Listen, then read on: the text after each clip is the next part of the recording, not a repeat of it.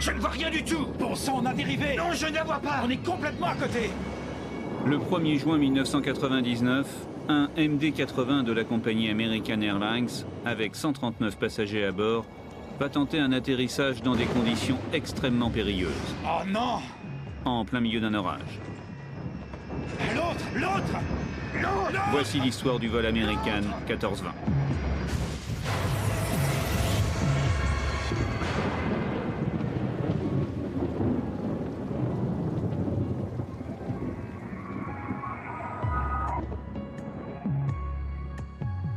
Ce soir de juin, le temps sur le sud des États-Unis est à l'orage. La météo est particulièrement pessimiste sur l'Arkansas, où de nombreuses formations orageuses sont attendues. The movement of the storms, everything is sliding to the southeast. So yes, we do have a stormy evening headed our way. Texas. Aéroport de Dallas-Fort Worth aux alentours de 20 heures. Le commandant Bushman et le copilote Michael Regal préparent leur dernier vol de la journée. Destination Little Rock, à 500 km de là. Un vol de routine si la météo n'était pas si exécrable. Au centre opérationnel, l'équipage est sous pression et avec les prévisionnistes, essaie d'analyser la situation. On a proposé un briefing météo aux pilotes avant qu'ils ne décollent de Dallas-Fort Worth. On leur a donné les prévisions, les alertes météo. L'agent technique d'exploitation et le commandant de bord ont estimé, au vu du bulletin météo, qu'ils pouvaient atteindre Little Rock avant l'orage. Le vol a déjà 2 heures de retard. Et si le commandant attend trop longtemps, il dépassera la limite légale de la durée de travail pour les équipages. Il faut se décider. Soit on décolle dans les 30 minutes, soit on annule le vol. Et on prend le risque de mécontenter les passagers qui n'ont qu'une seule idée en tête, arriver à destination au plus vite. Je voyageais avec mon fils et ma fille. On revenait de vacances. C'était la première fois que ma fille prenait l'avion. L'appareil est arrivé en retard et du coup, notre vol a été décalé. C'était épuisant, il était déjà si tard. Finalement, le vol est maintenu. Le commandant espère arriver avant les orages prévus sur Little Rock. On nous a appelés. L'embarquement, ils l'ont vraiment expédié. Montez, asseyez-vous, attachez vos ceintures et on y va. On nous a dit que la météo était mauvaise entre Dallas et Little Rock. Ils voulaient devancer les mauvaises conditions qui s'annonçaient sur Little Rock. Enfin, le vol 1420 décolle de Dallas.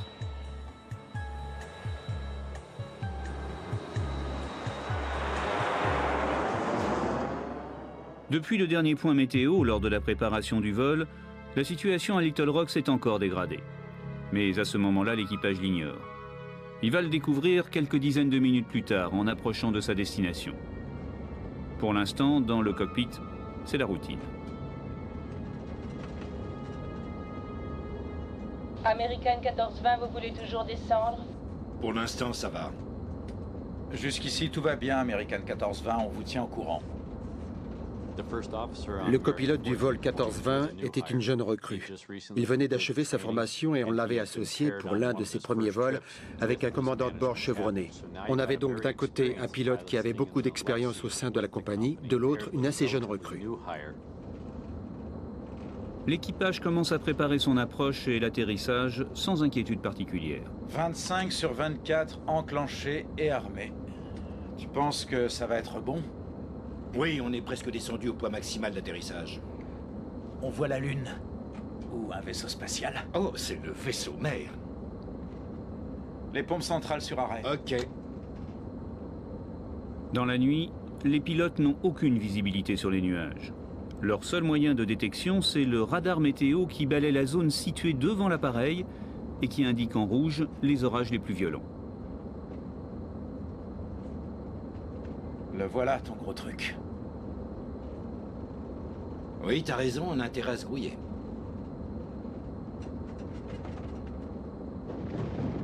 Ça ne me plaît pas. C'est la foudre. Pas de doute là-dessus. En plus de leur radar météo, l'équipage reçoit également des compléments d'information depuis le centre d'exploitation de la compagnie. Juste là, au radar, on a une grosse ouverture sur Little Rock. Les orages sont à gauche et à droite, mais c'est dégagé sur Little Rock. C'est comme si on faisait l'approche sur une piste de bowling. Les orages se déplacent est-nord-est, en direction de Little Rock. On va devoir faire avec. Tu sais, je crois qu'on ferait bien de se dépêcher.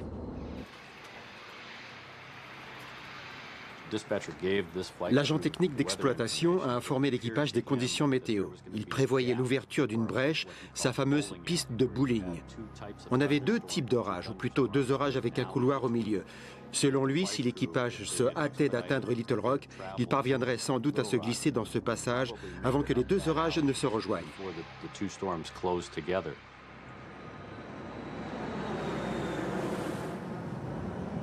Le vol 1420 amorce sa descente sur Little Rock et sa course de vitesse contre les orages. Car c'est bien d'une course dont il s'agit. À chaque minute, la fameuse piste de bowling se rétrécit un peu plus. Pour l'instant, devant eux, la voie est encore dégagée pour atteindre le terrain de Little Rock. Mais pour combien de temps encore? La voilà, la piste de bowling. Oui, je sais. Ce sont les lumières de la ville qu'on voit juste devant.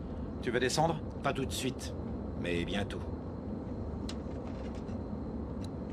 Et ici le commandant Bushman. Nous nous trouvons à environ 130 km de l'aéroport et nous avons entamé notre descente. Ce soir, vous avez droit à un vrai feu d'artifice à gauche de l'appareil. Nous allons le doubler en nous rapprochant de Little Rock. Nous avons été ravis de vous accueillir à bord de cet appareil. Merci de voyager avec la compagnie American Airlines. Des éclairs, on avait l'impression d'en voir des deux côtés de l'avion. Des éclairs qui faisaient comme ça. Ils éclairaient l'intérieur de l'appareil. C'était pas très rassurant. C'était un vrai feu d'artifice. Normalement, on ne signale pas ce genre d'événement, sauf si on survole le Grand Canyon. Là, oui, mais des éclairs, non. Lentement, l'avion perd de l'altitude. L'enregistrement de la boîte noire est sans équivoque. À ce moment-là, l'équipage sait parfaitement ce qui l'attend. Checklist pour la descente terminée. On a intérêt à se rouiller. Ouais. On les fait asseoir tout de suite.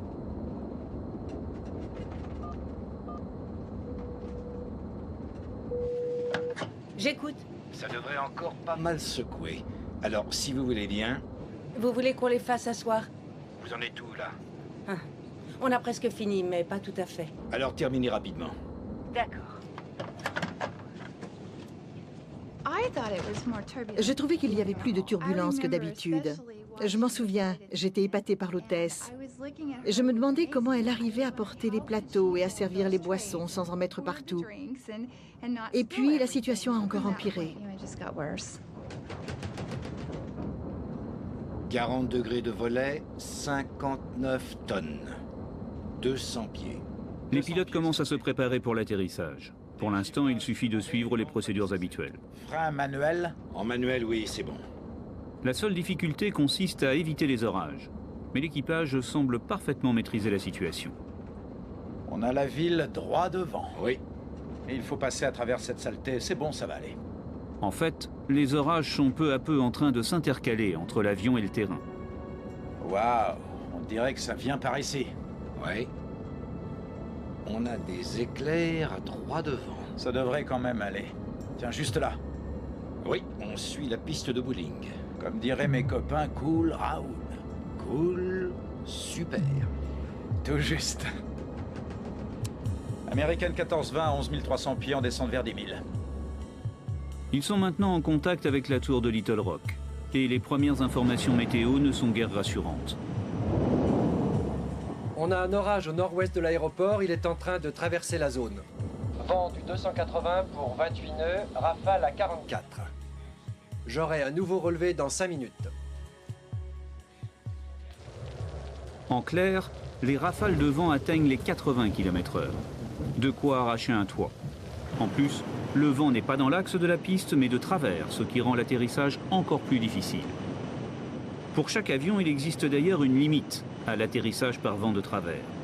En fonction de la direction précise du vent, les pilotes vont calculer la composante de travers et vérifier qu'ils sont bien dans les limites autorisées. Bien, donc ça donne du 280 à 44. Rafale à 44. Très bien. On est presque à la limite. Oui, mais c'est 40 degrés de travers. Avec l'angle, tu ne dépasses pas la limite, mais c'est tout juste. Sur le MD-80, en fait, la limitation vent de travers à l'atterrissage est de 30 nœuds, mais sur piste sèche. La limitation vent de travers, c'est 30 nœuds, mais 30 nœuds, ce n'est pas sur piste mouillée. Non, sèche. Sèche. Oui, et sur piste mouillée, c'est 20. Non, c'est 25. 20 ou 25 nœuds? La question restera en suspens. PNC, préparez-vous à l'atterrissage, s'il vous plaît. L'atterrissage s'annonce difficile. Et maintenant, l'équipage est totalement concentré sur son travail. Il a bien parlé d'un orage au nord-ouest du terrain. Il a dit nord-ouest. Oui. La foudre, il a parlé d'un orage. Le radar de Little Rock n'est pas des plus performants. Et le contrôleur a bien du mal à localiser précisément les orages. American 1420, votre matériel est bien meilleur que le mien. Vous êtes en finale pour la 22. Qu'est-ce que c'est? On voit l'aéroport d'ici, cela dit, on le voit à peine.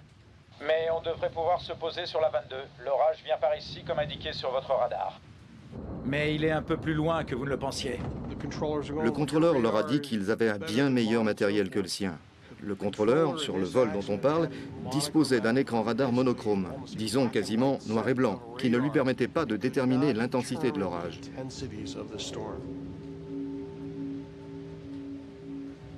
American 1420, est-ce que vous voulez faire une approche visuelle? Oui. Le vol n'est plus qu'à 13 km de la piste. Et les pilotes doivent choisir. Soit faire une approche avec l'aide de l'ILS, le système d'atterrissage aux instruments, soit plus simplement se poser à vue. Mais une approche visuelle paraît ce soir difficile. Pour le moment, on ne voit pas grand-chose. On va rester avec vous le plus longtemps possible. Soudain, le vent change de direction. Et cela ne fait pas l'affaire des pilotes. Le vent a un peu tourné. Il est du 330 pour 11 nœuds. Oh, c'est un peu mieux que tout à l'heure. Oui, mais on se retrouve en vente arrière. Atterrir en vente arrière, c'est-à-dire avec le vent dans le dos, augmente la vitesse de l'avion, et donc la distance de freinage au sol.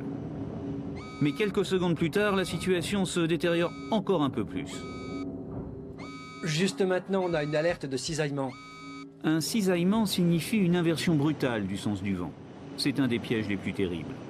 À basse vitesse, au moment de l'atterrissage, un avion pris dans un cisaillement peut tout simplement décrocher et s'écraser. Alors, les cisaillements de vent, avant tout, lorsqu'on est près du sol et que tout d'un coup, on a une rafale de vent, eh bien, il est très facile de toucher le sol. L'avion s'incline brutalement, on touche d'une aile ou d'un réacteur, ça arrive, c'est déjà arrivé. Donc, il faut éviter d'y aller au moment où il y a un orage, tout simplement. On ne peut pas se poser sous un orage. Mais pourtant, l'équipage décide de poursuivre l'approche. Le commandant demande juste à changer de piste pour au moins se poser face au vent. On va avoir besoin... Mieux vaudrait un vent de face. L'avion va donc prendre la piste dans l'autre sens. Sage décision, mais qui entraîne de nouvelles difficultés. Ok, virage à droite au cap 250, ça nous fait faire un grand détour? Oui, vous êtes trop proche de l'aéroport. Oui, très bien. 250, ça va le faire. Le commandant doit recommencer une nouvelle approche pour prendre la piste dans l'autre sens. Mais pendant la manœuvre, le radar météo, qui balaie la zone située devant l'appareil, perd la trace des orages. Pire, durant les 10 minutes de cette nouvelle approche, les orages s'intensifient et maintenant arrivent à la verticale du terrain.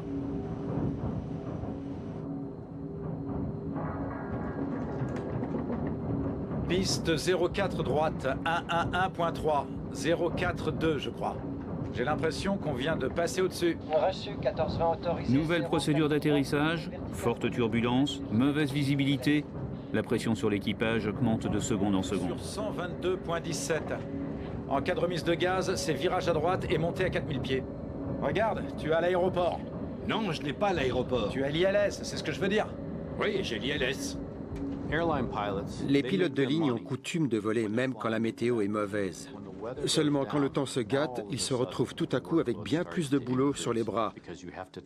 Il faut se confronter aux nuages, à la pluie, à la foudre, aux orages, au vent, tous ces phénomènes météo qui vous tombent dessus à mesure qu'on s'approche de la zone aéroportuaire.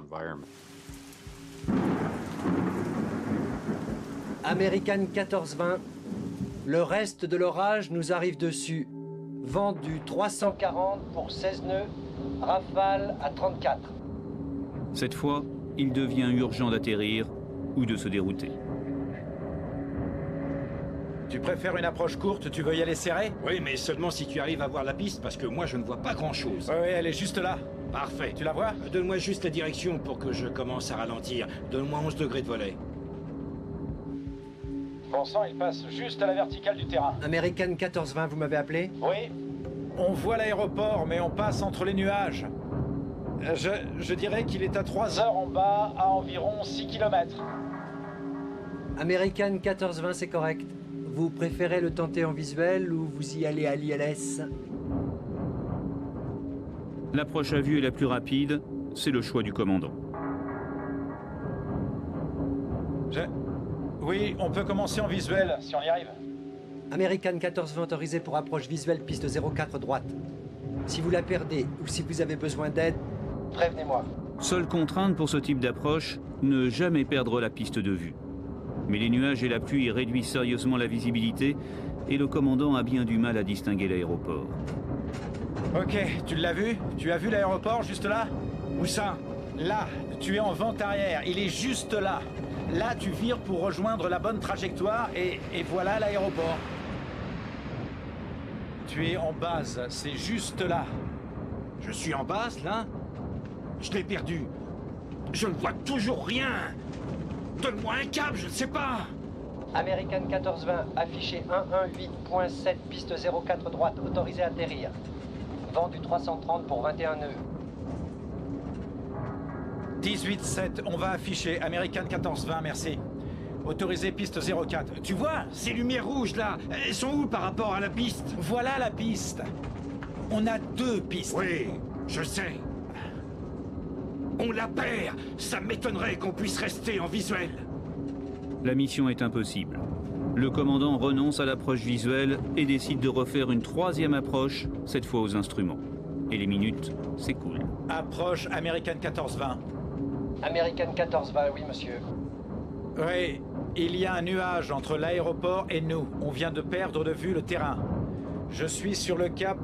Je suis sur le dernier cap que vous nous avez donné. On dirait que ça ressemble à l'étape de base. American 1420, volez au 220. Je vous quitte sur l'ILS. Ces images tournées ce soir-là par une chaîne locale prouvent la violence de l'orage qui s'abat sur Little Rock. Le commandant devient nerveux. Tu sais, j'ai horreur de me retrouver comme ça en visuel la nuit et gros temps sans savoir où je suis. Ce qui me chiffonnait vraiment, c'est que je savais qu'on était en train de descendre très bas et qu'à cause de la pluie, on ne pourrait pas reprendre d'altitude. Et puis ça secouait drôlement. Cette fois, on rentre en plein dans la crasse. C'est vrai. Approche American 1420. Je sais bien que vous faites de votre mieux, mais on se rapproche vraiment de l'orage et on va devoir jouer très serré. L'avion était secoué dans tous les sens. Il était complètement instable. Je ne sais pas pourquoi, mais j'étais sûr et certain que ça allait mal tourner. Je ne sais pas pourquoi. Cette fois, le vol 1420 est en finale. Il descend vers la piste et file droit vers le cœur de l'orage. À cet instant, le commandant a encore le choix. Et puis maintenant, on est dedans. On voit les rafales, on voit l'avion à gauche, à droite. Bon, il y a un moment, il faut avoir beaucoup d'humilité et avoir cette sauvegarde qui est de dire on arrête tout, on remet les gaz et on peut toujours remettre les gaz même au sol, même après avoir touché. Pas facile à prendre comme décision.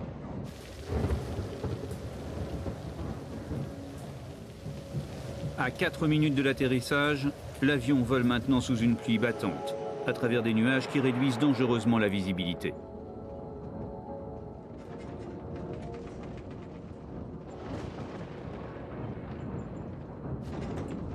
On rentre en plein dedans. American 1420.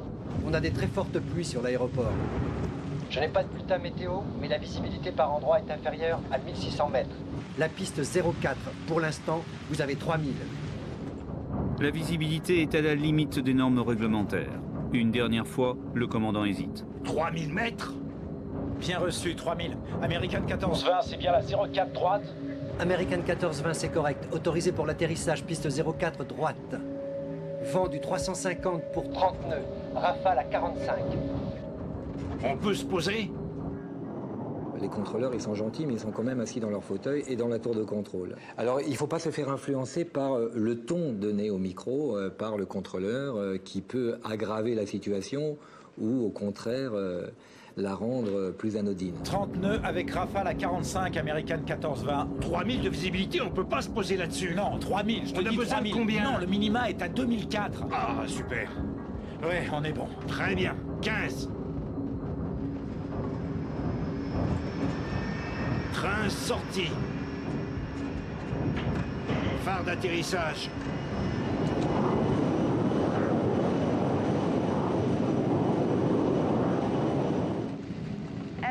On est descendu dans un nuage très sombre, un nuage noir. On aurait dit que la pluie tombait à l'horizontale. Ça soufflait drôlement, à tel point que l'avion remuait dans tous les sens. Je n'avais jamais vu ça avant. Je me suis raidi à m'en faire mal. Et puis j'ai remis mes chaussures pour me tenir prêt à sortir. Il y avait un truc qui clochait et ça m'angoissait terriblement. Les limitations de vent de travers sont dépassées. Durant quelques secondes encore, l'équipage pourrait renoncer, faire une remise de gaz. Il n'en fera rien, malgré la multiplication des alertes. Alerte de cisaillement au centre du terrain. 350 pour 32 nœuds, rafale à 45. Limite nord, vent du 310 pour 29 nœuds. Limite nord-est, vent du 320 à 32 nœuds. Je n'avais jamais senti de pareilles secousses. Pas de doute, les orages étaient tout près. J'ai pensé que si le pilote essayait de se poser malgré des conditions météo pareilles, on allait s'écraser. 28 degrés de volée, on accélère de 20. Mais alors qu'ils sont en courte finale, la visibilité devient de plus en plus mauvaise. American 1420. La visibilité sur la 04 droite est maintenant de 1600 mètres. Bon sang! Dans le poste, la tension est extrême et le stress intense. Je ne vois rien du tout. Tu la vois, toi, la 04? Il faut avoir un minimum de stress pour être en veille permanente, pour réagir d'une façon saine. Et on devient efficace à ce moment-là. Si on n'a pas de stress du tout, on devient dangereux parce qu'on n'a pas la veille suffisante. Mais par contre, si le stress est trop important, là on est derrière la machine et on devient dangereux aussi. Donc il faut rester dans les bonnes limites. Et visiblement, ce soir-là, les limites sont franchies et l'équipage commet des erreurs. On ne voyait rien. Le vent repoussait l'avion avec une violence inouïe. Il y avait un tel vent de travers que j'avais peur qu'on atterrisse sur l'aile. J'ai eu peur qu'on se retourne. Ça sentait vraiment là aussi. Tu veux 40 degrés de volet? Ouais, je pensais te l'avoir demandé. Je savais à sa façon de manœuvrer l'avion et au bruit des moteurs qu'il essayait de se mettre dans l'axe de la piste. Je ne voyais rien, mais je savais qu'on était tout près. Je n'arrêtais pas de me dire, mais où est la piste? 1000 pieds. De 20 à 40 pour l'atterrissage. Tu parles d'un piège. Vent du 330 pour 28 nœuds. Je vais rester un peu au-dessus. La piste est sur ta droite, tu la vois? Non. J'ai la piste en vue, tu es pile dans l'axe. C'est bon, je l'ai. Tout le monde, ou presque, se cramponnait tant qu'il pouvait. On regardait droit devant nous, sans broncher. Je craignais le pire. On n'allait peut-être pas réussir à se poser. L'avion est maintenant à très basse altitude. Et plus il se rapproche du sol, plus les turbulences sont violentes.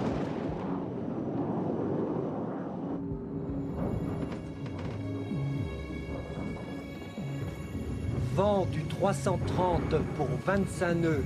500 pieds. On accélère de 20. Vent du 330 pour 23 nœuds. Bon sang, on dérive. Je ne la vois plus. On est à côté. Je ne vois plus rien. Tu l'as là? Ça y est. 100 pieds. 50 pieds. 40. 30. 20. 10.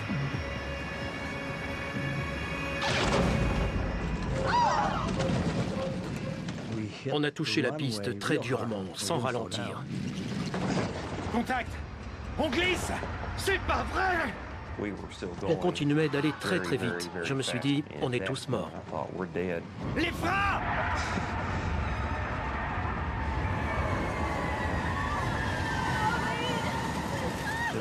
C'était un vrai chaos. C'était terrifiant, absolument terrifiant. L'autre! Oui, l'autre!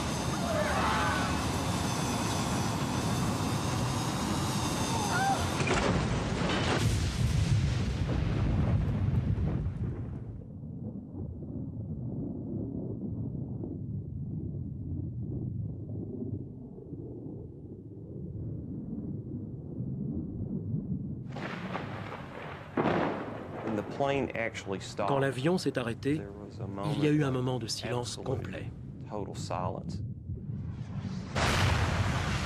Le feu avait pris devant moi. C'était plein de débris, tout était silencieux.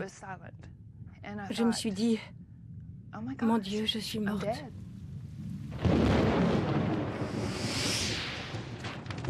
Je savais qu'on était vraiment mal barré. Il fallait bien que tout cela se termine d'une manière ou d'une autre. Je me disais, comment est-ce que je vais sortir de là?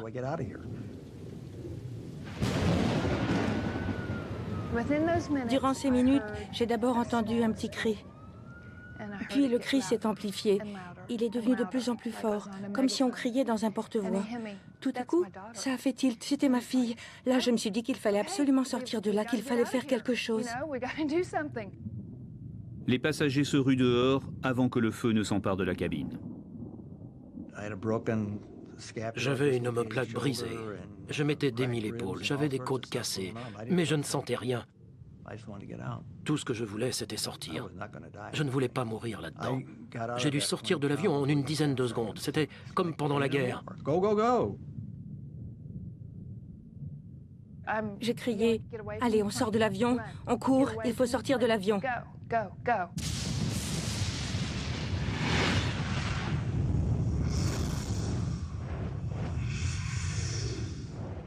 Certains ressemblaient à des rescapés d'une explosion avec leurs vêtements en lambeaux.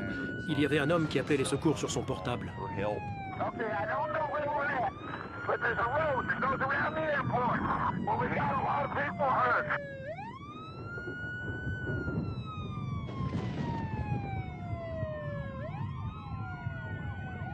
Lancés à plus de 160 km/h sur une piste détrempée, les 65 tonnes de l'avion ont défoncé un terre-plein de 7 mètres de haut, percuté une passerelle métallique, avant de s'échouer sur la rive boueuse de l'Arkansas.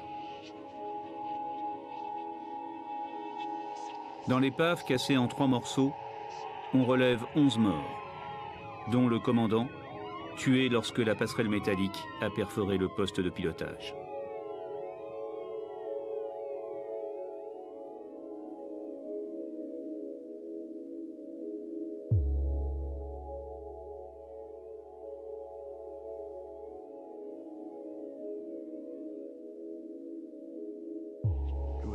J'ai honte. J'ai vraiment honte de ne pas m'être démené davantage pour sauver des gens. C'est le pire cauchemar que j'ai jamais vécu.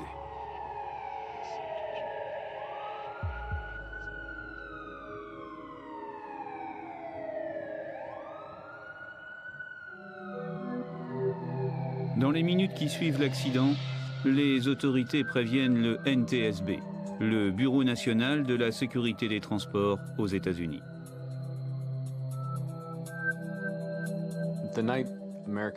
La nuit du crash de l'American 1420, j'ai reçu un coup de téléphone vers 1h du matin. C'était le centre de communication du NTSB qui me prévenait qu'un accident d'avion s'était produit à Little Rock et qu'il y avait peut-être des morts. Un premier enquêteur est aussitôt dépêché sur les lieux. On a comme une montée d'adrénaline quand un accident comme ça se produit et quand on nous envoie sur les lieux du drame. On est vraiment pressé d'y être, de chercher ce qui s'est passé et de rassembler les éléments pour que de tels événements ne se reproduisent plus. Le Bureau de la sécurité des transports installe son quartier général aux abords du site. Et durant 18 mois, ces hommes vont traquer le moindre détail permettant de reconstituer les causes de la catastrophe. En arrivant, on avait déjà notre petite idée.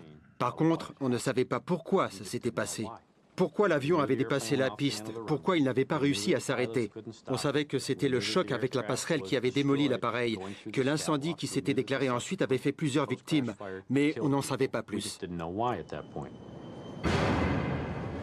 Les enquêteurs refont le chemin à l'envers et analysent la succession des événements depuis l'approche finale jusqu'au départ de Dallas-Fort Worth.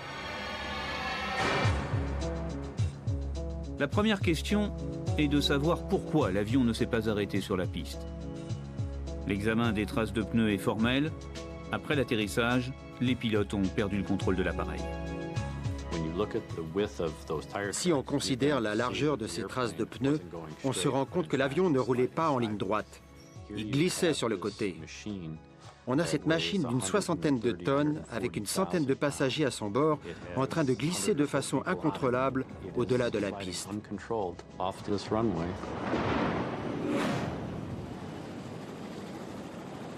C'est donc au moment de l'atterrissage que le drame s'est joué. Reste à comprendre pourquoi. Pour ce faire, les enquêteurs interrogent les rescapés du vol 1420.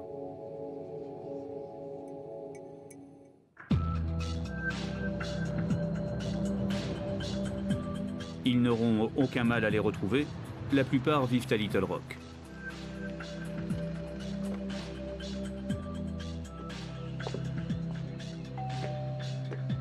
Rapidement, au fil des témoignages, ils détectent une anomalie dans la procédure d'atterrissage.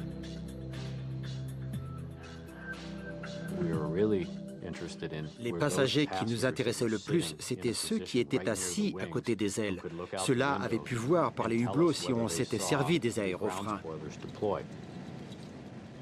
Les aérofreins, ce sont ces larges plaques métalliques situées sur les ailes et servant à ralentir l'avion une fois au sol. Et plusieurs passagers sont formels, les aérofreins ne se sont pas déployés. Les enquêteurs confirment ce fait avec les informations des boîtes noires. L'enregistreur des données du vol le prouve lui aussi, l'avion s'est posé sans aérofrein. Dans de telles circonstances, la sortie de piste était inévitable.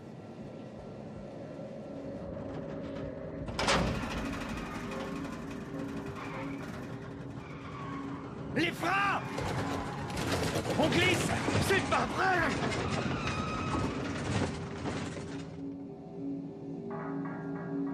Mais cette absence d'aérofrein est-elle due à une panne mécanique ou à une faute de pilotage? Cette fois, c'est dans l'autre boîte noire, celle qui enregistre tous les sons du cockpit, que les enquêteurs vont chercher la réponse. L'aéroport d'ici, cela dit, on le voit à peine. À 9 au volant. Oui, là aussi, il faut rien là au vent. Tu veux 40 degrés de volet? Ouais, je pensais te l'avoir demandé. Un des éléments que nous cherchions à entendre sur l'enregistrement de la boîte noire, c'était la position des aérofreins. On savait d'après l'enregistreur des paramètres techniques qu'ils n'étaient pas sortis. On voulait à présent savoir si le levier de commande avait été armé. Pour cela, on cherchait un clic très reconnaissable.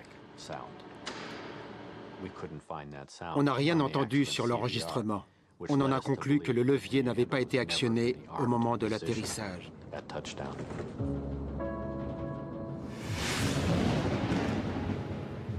Le commandant a donc purement et simplement oublié d'armer les aérofreins.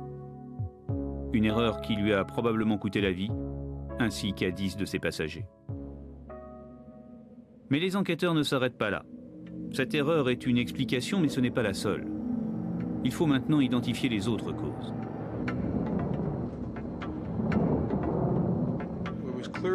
On savait parfaitement que la météo était très mauvaise au moment de l'accident. Il fallait à présent déterminer dans quelle mesure ces conditions avaient influé sur les événements. Il fallait examiner les images radar, les relever, rassembler tout ça. Ça allait nous prendre plusieurs semaines.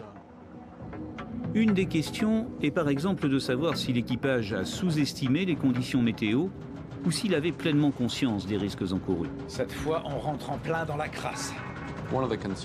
L'une des préoccupations majeures d'un pilote lorsqu'il tente un atterrissage consiste à s'assurer que le vent de travers n'excède pas ce que lui-même ou son avion est capable de supporter. Vent du 350 pour 30 nœuds, rafale à 45. On peut se poser? Cet équipage avait des limites à ne pas dépasser, des limites imposées par sa compagnie aérienne. Le vent de travers ne devait pas excéder les 10 nœuds sur piste mouillée. Des limites inscrites noir sur blanc dans le manuel de vol. Aucun doute possible, l'équipage du vol 1420 a largement dépassé les limites. 30. Tu parles d'un piège. La piste est sur ta droite, tu la vois? Non.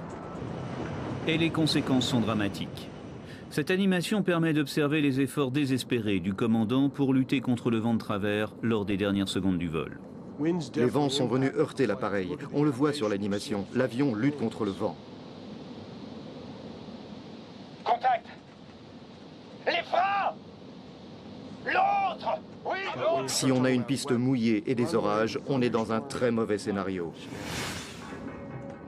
Pourquoi avoir tenté envers et contre tout un atterrissage dans de telles conditions? Ce n'est pas la première fois qu'un accident de ce type se produit. En 1994, un DC-9 de la compagnie américaine USR est victime d'un cisaillement de vent en courte finale. Il décroche à 75 mètres d'altitude et s'écrase juste avant la piste. En 1985, un TriStar de Delta Airlines s'écrase dans des circonstances presque similaires. Les pilotes connaissaient les risques, mais peut-être les ont-ils sous-estimés. Voilà la piste. On a 2 pistes. Oui, je sais. On la perd. Ça m'étonnerait qu'on puisse rester en visuel. Je ne m'imaginais pas que, probablement c'est ce qu'il aurait répondu, je ne m'imaginais pas que ça pouvait être aussi grave, qu'il y avait autant de cisaillements de vent, qu'il aurait pu y avoir de l'aquaplaning. Donc mauvaise analyse des données de l'équipage. Peut-être mauvaise communication avec l'équipage, c'est-à-dire avec son copilote, en disant, dis donc, mais explication trop jeune pour être trop critique. Et ensuite, peut-être un biais de confirmation, c'est-à-dire, j'ai l'habitude, j'en ai déjà vu d'autres, je vais pouvoir m'en sortir. Facteur humain. Grâce à cette autre animation, on voit parfaitement les conditions météo dans lesquelles l'avion s'est posé. L'orage est en rouge sur la carte. La trajectoire se passe de tout commentaire. Au vu des informations fournies par le radar météo au sol, l'équipage du vol 1420 a dû observer la majeure partie de l'orage. Sur l'écran, les pilotes ont vu la zone devenir verte, puis jaune, et enfin rouge vif. Je ne vois rien du tout. Tu la vois, toi, la 04? À mesure qu'ils se rapprochaient de Little Rock, ils ont vu se dégrader la situation météo. Sur leur radar de bord, certes, mais aussi en regardant à travers le pare-brise. D'ailleurs, le commandant de bord a prononcé une phrase capitale qui résume tout le vol. J'ai horreur de me retrouver comme ça en visuel la nuit et gros temps sans savoir où je suis. J'ai horreur de me retrouver comme ça en visuel la nuit et gros temps sans savoir où je suis. Cette phrase est capitale.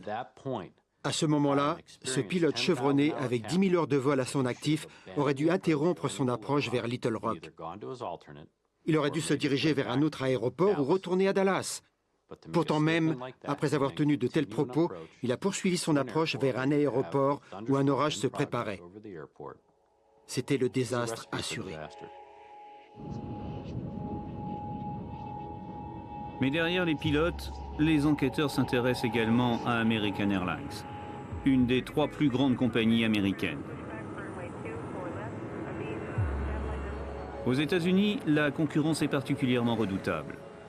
Et chaque compagnie se bat quotidiennement pour maintenir sa place dans le ciel encombré de l'Amérique du Nord. Alors, la pression commerciale et le souci permanent de rentabilité ont-ils eu une influence dans le drame?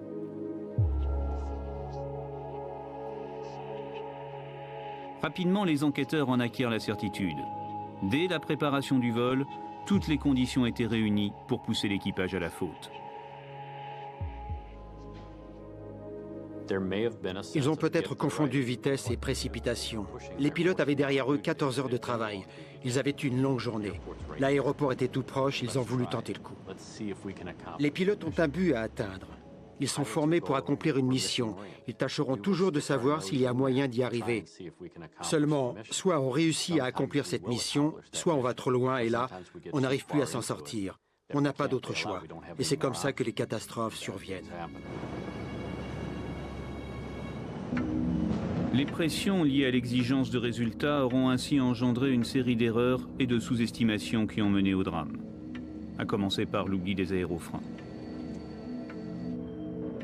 Pour American Airlines, cette explication évidemment ne tient pas, et elle conteste le fait que ces pilotes se soient volontairement jetés dans la gueule du loup. La compagnie se retourne même contre le contrôleur, et elle attaque en justice l'aviation civile, affirmant que toutes les informations météo n'avaient pas été transmises à l'équipage.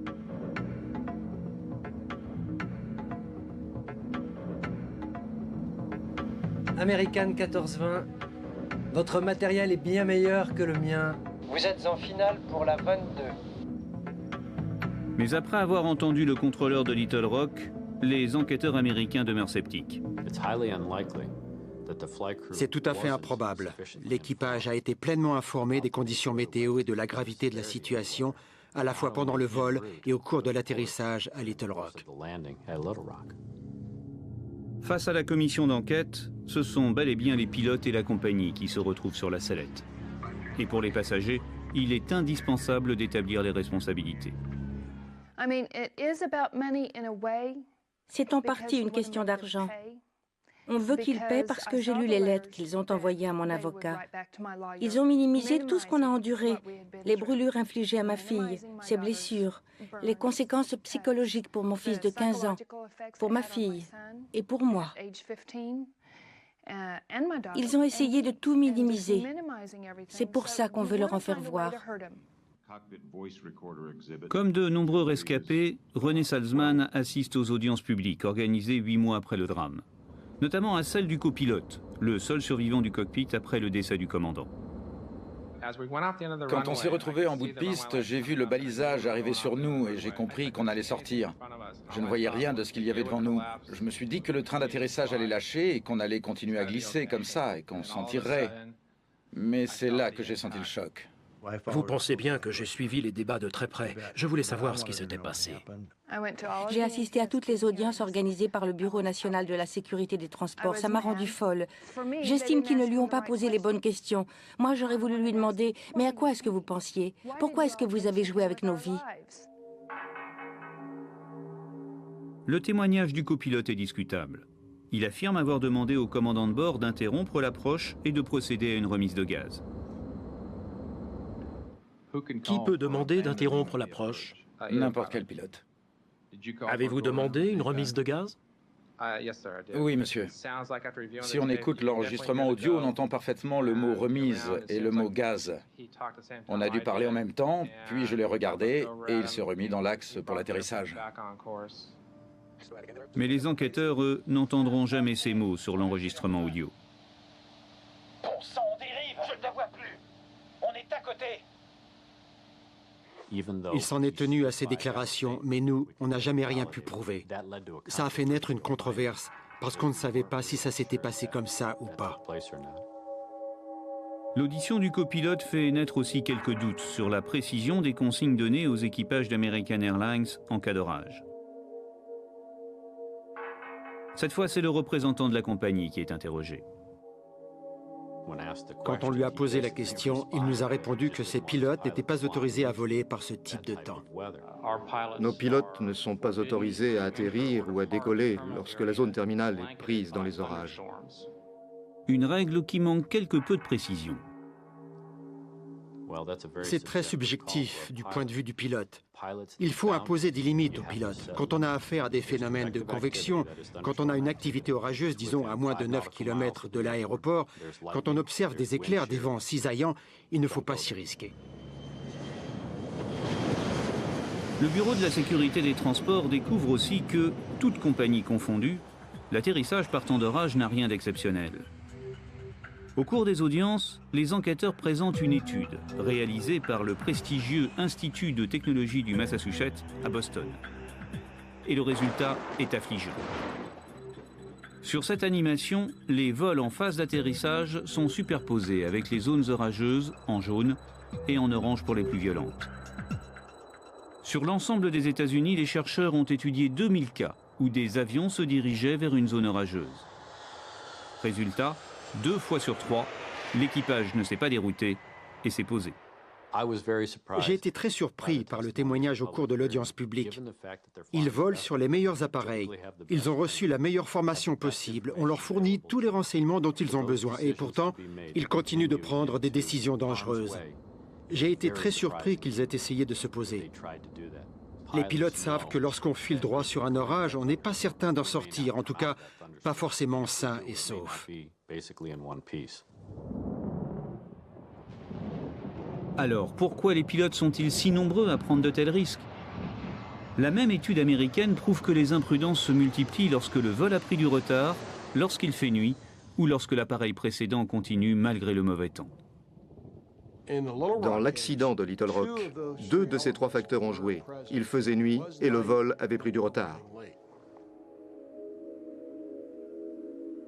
Les conclusions de l'enquête ne sont guère rassurantes. L'accident de Little Rock n'est que la partie tragique et visible d'une habitude dangereuse et répandue. On ne constate pas de progrès significatif, pour tout dire. On ne peut pas prolonger la formation indéfiniment. Le mauvais temps a joué un rôle essentiel dans cet accident. Il est inadmissible d'entreprendre quoi que ce soit par un temps pareil.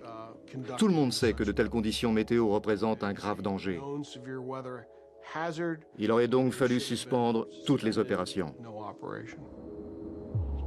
Il y a plus étonnant. Même les progrès technologiques pourraient bien favoriser le manque de discernement des équipages. On émousse peut-être la vigilance des pilotes, qui sait? On a installé des radars météo à bord, des systèmes de détection de cisaillement dans les aéroports.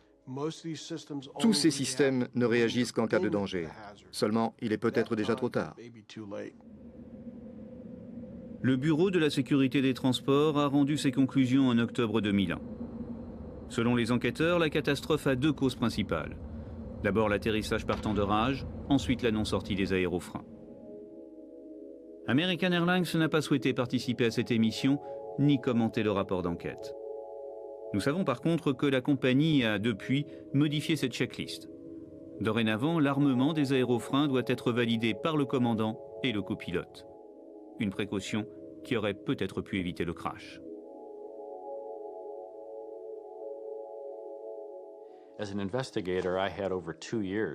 Au cours de mon enquête, j'ai disposé de plus de 2 ans pour déterminer ce que le commandant de bord avait tenté de faire. Mais ce commandant, lui, n'a eu que quelques secondes pour prendre ses décisions en fonction des informations qu'on lui transmettait. Il ne manquerait plus qu'un enquêteur comme moi le montre du doigt. Après tout, je n'y étais pas. J'estime que c'est de leur faute, mais je ne leur en veux pas. Je ne veux pas perdre mon temps à me mettre en colère. Ils ont eu pépin sur pépin. Ça peut se comprendre, mais je n'arrive pas à comprendre qu'on puisse avoir envie de se tuer. On est allé sur sa tombe à l'US Air Force Academy. On y est allé 3 fois. Ce type-là s'est retrouvé piégé dans une situation impossible.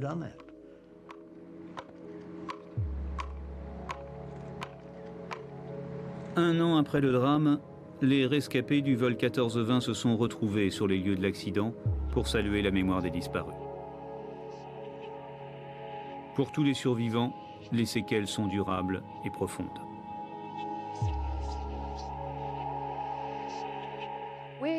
Toute notre famille a dépensé du temps et d'énergie pour s'en sortir. On a beaucoup parlé. On a coupé les ponts avec pas mal de monde. C'est dans ces moments-là qu'on reconnaît ses vrais amis. Jamais je ne parviendrai à oublier ce que nous avons vécu dans cet avion.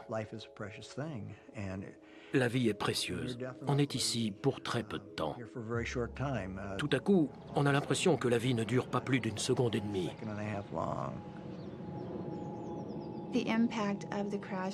Le choc au moment du crash, ça, j'essaie de le refouler, parce que ça me secoue encore.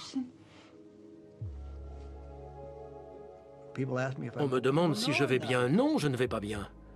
Non, on n'ira plus jamais bien. Qu'est-ce que ça veut dire, aller bien? On a changé. Il faut qu'on s'y fasse. Nous devrons vivre avec.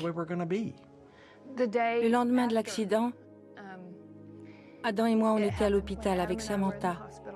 Adam et moi, on s'est levés pour regarder par la fenêtre. On n'arrivait pas à réaliser que la vie continuait comme avant. On n'en revenait pas. Il y avait des voitures, il y avait du soleil. La vie suivait son cours. Mais pour nous, la vie s'était arrêtée. Life stopped.